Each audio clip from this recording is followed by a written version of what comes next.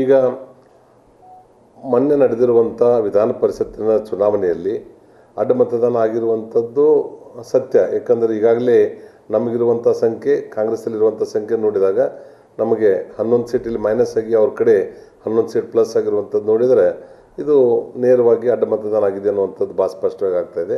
ಇದರಿಂದ ಯಾರು ಅನ್ನುವಂಥದ್ದನ್ನು ಕಂಡುಹಿಡುವಂಥದ್ದು ಒಂದು ಸ್ವಲ್ಪ ಕಷ್ಟದ ಕೆಲಸ.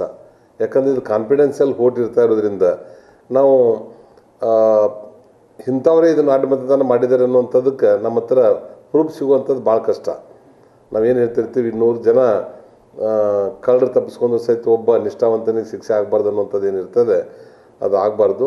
ಆದರೂ ಸಹಿತ ಅವರು 4 ಗೋಡೆ ಮಧ್ಯದಲ್ಲಿ ಏನಾದರೂ ಅವ್ರಿಗೆ ಪ್ರೂಫ್ಗಳು ಸಿಕ್ಕಾಗ ಅವ್ರು ತಿಳುವಳಿಕೆ ಹೇಳಿ ಮುಂಬರುವಂಥ ದಿವಸದಲ್ಲಿ ಈ ರೀತಿ ಆಗಲಾರ್ದಂತೆ ನೋಡ್ಕೊಳ್ಳುವಂಥದ್ದು ಪಕ್ಷದ ರಾಜ್ಯಾಧ್ಯಕ್ಷರು ಮತ್ತು ನಮ್ಮ ಹೈಕಮಾಂಡು ಸೂಚನೆಯನ್ನು ಕೊಡ್ತಾ ಇದ್ದಾರೆ. ಅವರು ಈಗಾಗಲೇ ಮುಂದೆ ಬರುವಂಥ ದಿವಸದಲ್ಲಿ ಇದೇ ಥರ ರಿಪೀಟ್ ಏನಾದರೂ ಮಾಡಿದ್ದೆ ಆದಲ್ಲಿ ಅವ್ರ ಮೇಲೆ ಪಕ್ಷ ಮತ್ತು ಹೈಕಮಾಂಡು ನಿಶ್ಚಿತವಾಗಿ ಸಹಿತ ಕಠಿಣ ಕ್ರಮವನ್ನು ಅವ್ರ ಮೇಲೆ ಕೈಗೊಳ್ತಾರೆ. ಇಲ್ಲ, ರಾಜ್ಯಾಧ್ಯಕ್ಷರು ಒಂದು ಎಮೋಷನ್ದಲ್ಲಿ ಆ ಮಾತನ್ನು ಹೇಳಿದ್ದಾರೆ. ಆ್ಯಕ್ಚುಲಿ ಆ ರೀತಿ ಹೇಳಬಾರ್ದಾಗಿತ್ತು. ಆಮೇಲೆ ಅವರು ಸಹಿತ ನನಗೆ ಬೇಜಾರಾಗಿ ಆ ಮಾತನ್ನು ಹೇಳಿದ್ದೇನೆ, ನನ್ನ ಮಾತನ್ನು ವಾಪಸ್ ತಗೋತೀನಿ ಅನ್ನೋಂಥ ಮಾತನ್ನು ಸಹಿತ ಅವ್ರು ಮೀಡಿಯಾ ಮುಂದೆ ಮತ್ತು ಪತ್ರಿಕೆ ಮುಂದೆ ಹೇಳಿರೋದ್ರಿಂದ ಅದ್ರ ಬಗ್ಗೆ ಹೆಚ್ಚಿನ ಚರ್ಚೆಯನ್ನು ಅವಶ್ಯಕತೆಯಲ್ಲಿ ಅನ್ನಿಸ್ತಾ ಇದೆ. ಒಟ್ಟಾರೆ ಇದು ಅಡ್ಡಮತದಾನ ಆಗುವಂಥದ್ದು ಕೇವಲ ನಮ್ಮ ರಾಜ್ಯದಲ್ಲಿ ಅಷ್ಟೇ ಅಲ್ಲ, ಹಿಂದಿನ ಇತಿಹಾಸವನ್ನು ತೆಗೆದು ನೋಡಿದಾಗೂ ಸಹಿತ ಕರ್ನಾಟಕದಲ್ಲಿರ್ಬೋದು, ನಮ್ಮ ರಾಜ್ಯದ ಬೇರೆ ಬೇರೆ ರಾಜ್ಯಗಳಲ್ಲಿ ಮತ್ತು ಕೇಂದ್ರದಲ್ಲಿ ಸಹಿತ ಅಡ್ಡಮತದಾನ ಆಗಿರುವಂಥದ್ದು ಗೊತ್ತಾಗಿದೆ. ಅದ್ರ ಸಲುವಾಗಿ ಅದನ್ನು ಸತ್ಯಾಸತ್ಯತೆ ತಿಳಿದ ಮೇಲೆ ನಮ್ಮ ಹೈಕಮಾಂಡ್ ನಿಶ್ಚಿತವಾಗಿ ಅವ್ರ ಮೇಲೆ ಕ್ರಮ ಕೈಗೊಳ್ತಾರೆ. ಅವರು ಆ್ಯಕ್ಚುಲಿ 2 ದಿವಸದಿಂದ ಡೆಲ್ಲಿಲಿದ್ದರು. ಆ ಡೆಲ್ಲಿದಿಂದ ಬರಬೇಕಾದ್ರೆ ನೇರವಾಗಿ ಬೆಂಗಳೂರು ಬರಲಾರ್ದೇ ಅಲ್ಲೇ ಮಂಗಳೂರಿಂದ ಆ ಕಡೆ ವಾಪಸ್ ಮಂಜುನಾಥ್ ದರ್ಶನಕ್ಕೆ ಅವ್ರು ಹೋಗಿದ್ದಾರೆ. ಇಲ್ಲಿಂದ ಹೋಗಬೇಕಾದ್ರೆ ಮತ್ತು ಅವ್ರು ಉಳಿದವ್ರ ಫ್ರೆಂಡ್ಸ್ಗಳ ಜೊತೆ ಹೋಗ್ತಾಯಿದ್ರು. ನೇರವಾಗಿ ಅಲ್ಲಿ ಬಂದಿರೋದ್ರಿಂದ ಅವರೊಬ್ಬರೇ ಹೋಗಿದ್ದಾರೆ. ರಾಜ್ಯ BJPಯಲ್ಲಿ ಪ್ರತಿ 3 ವರ್ಷಕ್ಕೊಂದು ಸಲ ಮಂಡಳ ಅಧ್ಯಕ್ಷರಿಂದ ಹಿಡಿದು ರಾಷ್ಟ್ರೀಯ ಅಧ್ಯಕ್ಷರವರೆಗೆ ಬದಲಾವಣೆ ಆಗ್ತಾಯಿದೆ. ಅದೇನಾದರೂ ಸ್ಪೆಷಲ್ ಕೇಸ್ ಅಂತ ಬಂದಾಗ ಮಾತ್ರ ಅವರು ಎಕ್ಸ್ಟೆನ್ಷನ್ ಮಾಡಿರುವಂಥದ್ದು ನಮ್ಮ ಬೈಲಾಸ್ದಲ್ಲಿದೆ. ಆದರೆ ಇವತ್ತು BY ವಿಜೇಂದ್ರ ಅವರು ರಾಜ್ಯಾಧ್ಯಕ್ಷರಾಗಿ 2.5 ವರ್ಷ ಮೇಲೆ ಆಯಿತು. ಇನ್ನೂ ಅವ್ರಿಗೆ ಕಾಲಾವಕಾಶ ಇದೆ ಮತ್ತು ಅವರು ಒಳ್ಳೆಯ ಕೆಲಸಗಳನ್ನು ಮಾಡ್ತಾಯಿದ್ದಾರೆ. ಒಬ್ಬರು ಯುವಕರಾಗಿ ಸನ್ಮಾನ್ಯ BS ಯಡಿಯೂರಪ್ಪನವರ ಮಾರ್ಗದರ್ಶನದಲ್ಲಿ ಅವರ ಮಾರ್ಗದರ್ಶನ ತೆಗೆದುಕೊಂಡು ಇಡೀ ರಾಜ್ಯ ತುಂಬ ಚಕ್ರ ಕಟ್ಕೊಂಡು ಸುತ್ತಾಡ್ತಾ ಇದ್ದಾರೆ. ಆದರೆ ಕೆಲವೊಂದಿಷ್ಟು ಅಸಮಾಧಾನವೂ ಇದೆ.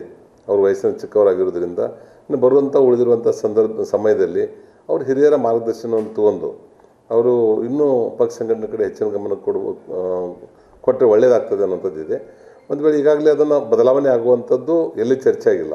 ಯಾಕೆ ಇನ್ನೂ 2-3 ಮಂತ್ಸ್ ಇದೆ. ಅದು ಆ 2-3 ಮಂತ್ಸ್ ಆದಮೇಲೆ ಅವ್ರನ್ನೇನಾದರೂ ಬದಲಾವಣೆ ಮಾಡುವಂಥ ಸಂದರ್ಭ ರಾಷ್ಟ್ರೀಯ ನಾಯಕರು ಏನಾದರೂ ತೆಗೆದುಕೊಂಡ್ರೆ ಅವರಾಗಲೇ ನನಗೆ ಜವಾಬ್ದಾರಿಯನ್ನು ಕೊಟ್ಟು ಮಾಡಿದ್ರಂದರೆ ನಾನು ಹಗಲು ರಾತ್ರಿ ರಾಜ್ಯವನ್ನು ಸುತ್ತಾಡಿ ಕೆಲಸ ಮಾಡಲಿಕ್ಕೆ ಸಿದ್ಧನಿದ್ದೇನೆ. ಅವ್ರು ಈಗಾಗಲೇ ಇರೋದ್ರಿಂದ ನಾನೇನು ರಾಜ್ಯಾಧ್ಯಕ್ಷ ಸ್ಥಾನಕ್ಕೆ ಆಕಾಂಕ್ಷಿ ಅಲ್ಲ. 100%. ಯಾಕಂದರೆ ಈಗಾಗಲೇ ನಾನು ಜಿಲ್ಲಾಧ್ಯಕ್ಷ ಕೆಲಸ ಮಾಡಿದ್ದೀನಿ, ರಾಜ್ಯ ಉಪಾಧ್ಯಕ್ಷರಾಗಿ ಮತ್ತು Sardar Vallabhbhai Patel iron collection committee ಸಂಚಾಲಕನಾಗಿ ವಿವಿಧ ಜವಾಬ್ದಾರಿಯನ್ನು ಕೊಟ್ಟಾಗ ನಾನು ಯಶಸ್ವಿಯಾಗಿ ನಿಭಾಯಿಸಿದ್ದೇನೆ. ಮತ್ತು ನಮ್ಮ ಹಿಂದಿನ ಸರ್ಕಾರದಲ್ಲಿ 2 ಬಾರಿ ಕೈಗಾರಿಕಾ ಸಚಿವನಾಗಿ ಮತ್ತು ಮೈನ್ಸ್ ಆ್ಯಂಡ್ ಜಿಯೋಲಜಿ ಡಿಪಾರ್ಟ್ಮೆಂಟ್ದ ಸಚಿವನಾಗಿ ಕೆಲಸ ಮಾಡುವಂಥ ಅವಕಾಶ ನಮ್ಮ ಪಕ್ಷದ ಹಿರಿಯರು ಮತ್ತು ಪರಿವಾರದ ಹಿರಿಯರು ಕೊಟ್ಟಿದ್ದರು. ಅದು ಯಾವುದೇ ಒಂದು ಕಪ್ಚುಕ್ಕೆ ಬರಲಾರ್ದಂತೆ ನಾನು ಯಶಸ್ವಿಯಾಗಿ ನಡೆಸಿದ್ದೇನೆ. ಅದು ಮುಂಬರುವಂಥ ದಿವಸದಲ್ಲಿ ಪಕ್ಷದ ಹಿರಿಯರು, ಪರಿವಾರದ ಹಿರಿಯರು, ರಾಷ್ಟ್ರೀಯ ನಾಯಕರು ಏನು ಜವಾಬ್ದಾರಿಯನ್ನು ಕೊಡ್ತಾರೆ ಆ ಜವಾಬ್ದಾರಿಯನ್ನು ನಿಶ್ಚಿತವಾಗಿ ನಾನು ಸರಿಯಾಗಿ ಮಾಡ್ತಾಯಿದ್ದೇನೆ. ಈಗ ಆ ಪೋಸ್ಟ್ ಖಾಲಿ ಇರದೇ ಇರೋದ್ರಿಂದ ಅದಕ್ಕೆ ನಾನು ಯಾವುದೇ ರೀತಿಯಿಂದ ಆಕಾಂಕ್ಷಿ ಅಲ್ಲ. ಸರಿ, ನಿನ್ನೆ ಇಡೀ ರಾಜ್ಯಾದ್ಯಂತ ಕೆಲವೊಂದು ಕಡೆ ರಾಜ್ಯಾದ್ಯಂತ ಅನ್ನೋದಕ್ಕಿಂತ ಕೆಲವೊಂದಿಷ್ಟು ಅಧಿಕಾರಿಗಳ ಮೇಲೆ ಈಡೇರಿಗಳಾಗಿರುವಂಥದ್ದು ಅದನ್ನೆಲ್ಲ ಗಮನಿಸಿ ಪ್ರಿಯಾಂಕರ್ಗೆ ಇದು ಎಲ್ಲ BJP ಅವರಿಗೂ ನಮ್ಮ ಮೇಲೂ ಕೂಡ ಆದರೂ ಆಶ್ಚರ್ಯ ಪಡಬೇಕಾಗಿಲ್ಲ ಅಂತಂದು ಅದನ್ನು ಆರೋಪ ಮಾಡೋದು ರಾಜಕೀಯವಾಗಿ. ನಾನು ಪ್ರಿಯಾಂಕಾ ಖರ್ಗೆ ಸಾಹೇಬ್ರಿಗೆ ಹೇಳಿಕ್ಕೆ ಇಚ್ಛೆ ಪಡ್ತಾ ಇದ್ದೇನೆ. ಅವರು ಕುಂಬಳಕಾಯಿ ಕಳ್ಳ ಅಂದ್ರೆ ನೀವು ಯಾಕೆ ಬಂದ್ಬಿಟ್ಟು ನೋಡ್ಕೋತೀರಾ? ನೀವಂತೂ ಕ್ಲೀನ್ ಇತ್ತಂದ್ರೆ ಅದು ಯಾವ ಇಡಿ ಬರಲಿ, ಅದು ಇಡಿ ಅವ್ರ ಮೇಲಿನವ್ರು ಬರಲಿ, ನೀವು ಹೆದರುವಂಥದ್ದು ಅವಶ್ಯಕತೆನೇ ಇಲ್ಲ. ನೀವು ಕ್ಲೀನ್ ಇದ್ದಾಗ ಅವ್ರು ಯಾರು ಬಂದರೂ ಅದೇನು ಇರೋದಿಲ್ಲ. ನಿನ್ನೆ ಅವ್ರು ಹಾಗೆ ಹೇಳ್ತಾಯಿದ್ರು. ಮತ್ತು ನಿನ್ನೆ ರೇಡ್ ಮಾಡಿದಾಗ ಸಾಕಷ್ಟು ಪ್ರೂಫ್ ಸಿಕ್ಕಿದೆಯಲ್ಲ. ಮತ್ತು ಇಡಿ ಅವರು ಯಾರ ಕೈಗೊಂಬೆನೂ ಅಲ್ಲ. ಅವ್ರು ತಾವೆಲ್ಲ ಸತ್ಯಾಸತ್ಯತೆ ಮತ್ತು ಪ್ರೂಫ್ ಇರಲಾರ್ದೇ ಯಾರ ಮನೆಗೂ ಹೋಗಲ್ಲ. ಅದ ರೀತಿಯಿಂದ ಅವ್ರ ಕಡೆನೂ ಬಂದ್ರೂ ಏನು ಆಶ್ಚರ್ಯ ಪಡುವಂಥದ್ದಿಲ್ಲ. ಅವ್ರ ಕಡೆ ಏನೂ ಇರಲಿಲ್ಲ ಅಂದ್ರೆ ಹೆದರ್ಬೇಕು. ಯಾಕೆ ಮುಂಗಡವಾಗಿ ಮಾತಾಡೋ ಅವಶ್ಯಕತೆ ಮುಂದೆ ಅದನ್ನೇ ಹೇಳಿದೆಲ್ಲ, ಕುಂಬಳಕಾಯಿ ಕಳ್ಳ ಅಂದರೆ ಹೆಗಲ್ಮುಟ್ಟು ನೋಡ್ಕೊಂಡಿರುತ್ತೆ. ಅದ್ರ ಸಲ ತಾವೇನು ಪ್ರಿಯಾಂಕಾ ಖರ್ಗೆಜಿ ಅವ್ರಿಗೆ ಹೆದರುವಂಥದ್ದು ಅವಶ್ಯಕತೆ ಇಲ್ಲ. ತಾವು ಸಾಕಷ್ಟು ದೊಡ್ಡ ಜವಾಬ್ದಾರಿಯಲ್ಲಿದ್ದೀರಿ. ಮೊನ್ನೆನೂ ಹೇಳಿದ್ದೆ ನಾನು, ಇವತ್ತು ಮತ್ತು ನಾನು ಭಾಳ ಬೇಜಾರಾಗ್ತದೆ. ನೀವು ಅದನ್ನೇ ಮುಂದುವರಿಸಿ RSS ಬಗ್ಗೆ ನೀವೇನು ಮಾತಾಡ್ತಾ ಇದ್ದೀರಲ್ಲ, ಅದು ಸರಿಯಲ್ಲ. ನೀನೊಬ್ಬ ಮುಂದೆ ಒಳ್ಳೆಯ ಭವಿಷ್ಯ ಇದೆ.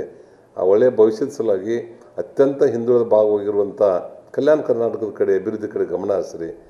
ತಂದೆಯವರು ದೊಡ್ಡ ಸ್ಥಾನದಲ್ಲಿದ್ದಾರೆ, ನಿಮ್ಗೆ ಒಳ್ಳೆಯ ಸ್ನೇಹಿತರಿದ್ದಾರೆ, ಒಳ್ಳೆಯ ಜವಾಬ್ದಾರಿ ಕೊಟ್ಟಿದ್ದಾರೆ. ಆ ಭಾಗದಲ್ಲಿ ಒಟ್ಟಾರೆ ನಮ್ಮ GDP ಹೆಚ್ಚಾಗೋದ್ರ ಕಡೆ, ಹೆಚ್ಚೆಚ್ಚು ಕೈಗಾರಿಕೆ ಬರೋದ್ರ ಕಡೆ, ಕೃಷಿ ಕಡೆ, ಅದನ್ನು ವಿಶೇಷವಾಗಿ ಶಿಕ್ಷಣದ ಕಡೆ ನೀವು ಹೆಚ್ಚು ಗಮನ ಕೊಟ್ಟು ಒಂದು ಒಳ್ಳೆಯ ಹೆಸರು ಮಾಡಿ. ಇದ್ದ ಸಮಯವನ್ನು ನಮ್ಮ ಸಂಘದ ಹಿರಿಯರ ಬಗ್ಗೆ, ಸಂಘದ ತತ್ವ ಸಿದ್ಧಾಂತದ ಬಗ್ಗೆ ಗೊತ್ತಿಲ್ಲದೇ ಏನೂ ಮಾತಾಡಬಾರ್ದು ಅಂತೇಳಿ ನಾನು ವಿನಂತಿ ಮಾಡ್ತೇನೆ. ಇದು RSS ಅನ್ನು ಅವರು ಟಾರ್ಗೆಟ್ ಮಾಡ್ತಾರೆ ಸರ್.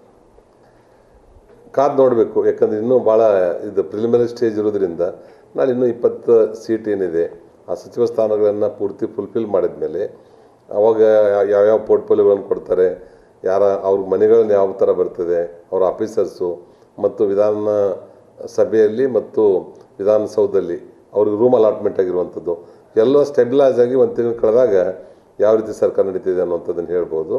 ಆದರೆ ಈ ಸದ್ಯ ಇರುವಂಥ ಈ 15 ದಿವಸದಲ್ಲಿದ್ದಂಥ ಅವರ ಆಡಳಿತದ ವೈಖರಿ ಮೇಲೆ ನಿರ್ಧಾರ ಮಾಡಲಿಕ್ಕೆ ಆಗೋದು ಕಷ್ಟ.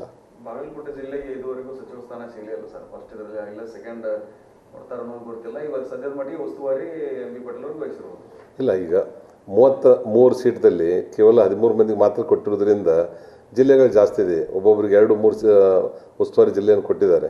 ಹಿಂದೆ ನನಗೂ 3 ಜಿಲ್ಲೆ ಕೊಟ್ಟಿದ್ದರು. ಒಂದು ಸಲ ತುಮಕೂರು, ಕೊಪ್ಪಳ, ಬಿಜಾಪುರ 3 ಜಿಲ್ಲೆ ಕೊಟ್ಟಿದ್ದರು. ಈಗ ನಾಳೆ ಎಕ್ಸ್ಪಾನ್ಷನ್ ಮಾಡಿದ ಮೇಲೆ ಪ್ರತಿಯೊಬ್ಬರಿಗೂ ಒಂದೊಂದು ಜಿಲ್ಲೆ ಬರ್ತದೆ. ಕೆಲವೊಬ್ಬರು ಸಿಟಿದಲ್ಲಿದ್ದರೆ 2 ಜಿಲ್ಲೆನೂ ಬರ್ಬೋದು. ಈ ರೀತಿ ಆದಾಗ ಅದನ್ನು ಸರಿ ಮಾಡ್ತಾರೆ. ಇನ್ನೂ ಕಾಲಾವಕಾಶ ಅದನ್ನು ಸಚಿವರಿಗೆ ಜವಾಬ್ದಾರಿಯನ್ನು ಕೊಡುವಂಥದ್ದಕ್ಕೆ ಸಮಯ ಇರೋದ್ರಿಂದ ಅದಾದಮೇಲೆ ಇವ್ರು ಯಾವ ರೀತಿ ಪಿಕಪ್ ತಗೋತಾರೆ ಅಂತ ನೋಡಿ. ಇದು ಕಾಂಗ್ರೆಸ್ಸಿನವ್ರಿಗೆ ಬಿಟ್ಟುಕೊಟ್ಟ ವಿಚಾರ ಅವ್ರದ್ದು. ಮತ್ತು ಮುಖ್ಯಮಂತ್ರಿಗಳು ಅವ್ರ ಪರಮಾಧಿಕಾರ, ಯಾರು ಮಂತ್ರಿಮಂಡಲ ತಗೋಬೇಕು, ಯಾರು ಕೈ ಬಿಡಬೇಕು, ಅವರು 2028 ಚುನಾವಣೆಯಲ್ಲಿ ಯಾರಿಂದ ಲಾಭ ಆಗ್ತದೆ ಅನ್ನೋದು ಅವ್ರು ತಗೋತಾ ಇದ್ದಾರೆ. ನಾನು ಸಮಾಜತ್ತಲ್ಲ, ನಮ್ಮ ಉತ್ತರ ಕರ್ನಾಟಕಕ್ಕೆ ಹೆಚ್ಚಿನ ಆದ್ಯತೆ ಕೊಡಿ. ನಮ್ಮ ಈ ಕಡೆ ಹಿಂದುಳಿದ ಭಾಗ ಈ ಕಡೆ ಇರೋದ್ರಿಂದ ಎಲ್ಲ ಜಾಸ್ತಿ ಸಂಖ್ಯೆನ ಬೆಂಗಳೂರಲ್ಲೇ ಸೀಮಿತಗೊಳಿಸಲಾರ್ದೇ ಉತ್ತರ ಕರ್ನಾಟಕಕ್ಕೆ ಹೆಚ್ಚಿನ ಮಂತ್ರಿಗಳನ್ನು ಕೊಟ್ಟರೆ ಇದಕ್ಕೆ ಹೆಚ್ಚು ಲಾಭ ಆಗ್ತದೆ. ಮತ್ತು ಅದರಲ್ಲಿ ಸಮಾಜದ ಬಂಧುಗಳಿಗೂ ಸಹಿತ ಅದನ್ನು ಯಾರಿಗೆ ಕೊಡಬೇಕು ಅನ್ನೋದು ಅವ್ರು ನಿರ್ಧಾರ ಮಾಡಲಿ. ಅದನ್ನು ನಮ್ಮವ್ರಿಗೆ ಹೆಚ್ಚಿನ ಸಂಖ್ಯೆಯಲ್ಲಿ ಕೊಡಲಿ ಅನ್ನುವಂಥ ವಿನಂತಿ ಮಾಡ್ತೇನೆ. ಈ ವ್ಯವಹಾರ ಇರುವಂಥದ್ದು, ಸಂಬಂಧ ಇರುವಂಥದ್ದು, ಬೇರೆ ಬೇರೆ ಪಕ್ಷದವ್ರ ಜೋಡಿ ಇರುವಂಥದ್ದು ನಾವು ಸಾಕಷ್ಟು ಉದಾಹರಣೆ ಕೊಡ್ಬೋದು. BJP ಕಾಂಗ್ರೆಸ್ ಜೊತೆ ಸಂಬಂಧ, ಕಾಂಗ್ರೆಸ್ದವ್ರು JDS ಜೊತೆ ಸಂಬಂಧ, ಹಿಂಗೆ ಇರ್ತಾ ಇರುವಂಥದ್ದು ಇದು ಹೊಸದೇನಲ್ಲ. ಅವರವರು ಮಾಡಬಾರ್ದತ್ತೂ ಎಲ್ಲಿ ಕಾನೂನದಲ್ಲಿಲ್ಲ, ಅವ್ರು ಮಾಡಿರ್ತಾರೆ. ವ್ಯವಹಾರದಲ್ಲಿನೂ ಮಾಡಿದ್ರೆ ತಪ್ಪೇನಿದೆ, ಅವ್ರು ಮಾಡಿರ್ಬೋದು. ಆದರೆ ರಾಜಕಾರಣದಲ್ಲಿ ಬಿಸ್ನೆಸ್ಸನ್ನೇ ತರಬಾರ್ದು. ಅದು ಹೊರಗಡೆನೇ ಇರಬೇಕು. ಅದು ಯಾವ್ದು ಅವ್ರ ವೈಯಕ್ತಿಕ ಜೀವನ, ವೈಯಕ್ತಿಕ ವ್ಯವಹಾರ, ವೈಯಕ್ತಿಕ ಸಂಬಂಧಗಳು ಪಕ್ಷದ ಚೌಕಟ್ಟಿನ ಒಳಗೆ ಬರಲಾರ್ದೇ ಹೊರಗಡೆ ಅವ್ರು ಏನು ಮಾಡ್ಕೊಂಡ್ರು ಓಕೆ. ಆದರೆ ಯಾವುದೇ ರೀತಿಯಿಂದ ಅದರಿಂದ ರಾಜಕಾರಣಕ್ಕೆ ತೊಂದರೆ ಆಗಬಾರ್ದು. ಅಂದರೆ ಅವರು ಯಾವುದೇ ವ್ಯವಹಾರಿಕ ಸಂಬಂಧನೂ ಕೂಡ ಇಲ್ಲ ಅಂತ ಸ್ಪಷ್ಟಪಡಿಸ್ಬಿಟ್ರೆ ಸರ್ ವಿಷಯ. ಹೌದಲ್ಲ, ಅದು ಭಾಳ ಒಳ್ಳೇದಾಯ್ತು. ಇದೊಂದು ಕ್ಲಾರಿಟಿ ಆಯಿತು.